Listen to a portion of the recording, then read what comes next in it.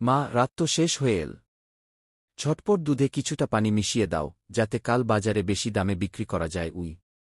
মেয়েটি অবাক হয়ে উত্তর দিল, মা, আপনি কি শোনেননি যে খলিফা ওমর ঘোষণা করেছেন দুধে পানি মেশানো দণ্ডনীয় অপরাধ? মা উত্তর দিলেন, আরে পাগল মেয়ে, খলিফা ওমর কি এখন আমাদের দেখছেন?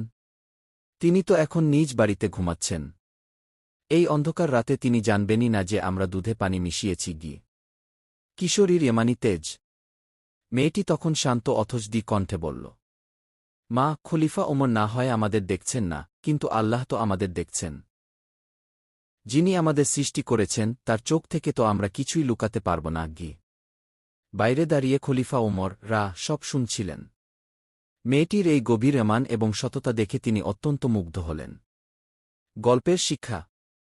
পরদিন সকালে খলিফা ওমর তার ছেলেকে ডেকে ওই সৎ মেয়েটির সাথে বিয়ের প্রস্তাব দিলেন। পরবর্তী সময়ে এই মহিয়সী নারীর বংশধরেই জন্ম নিয়েছিলেন বিখ্যাত ন্যায়বিচারক খলিফা ওমর ইবনে আব্দুল আজিজ, যাকে ইসলামের ইতিহাসে পঞ্চম খলিফা বলা হয়। মূল শিক্ষা। তাকওয়া বা আল্লাহর ভয়।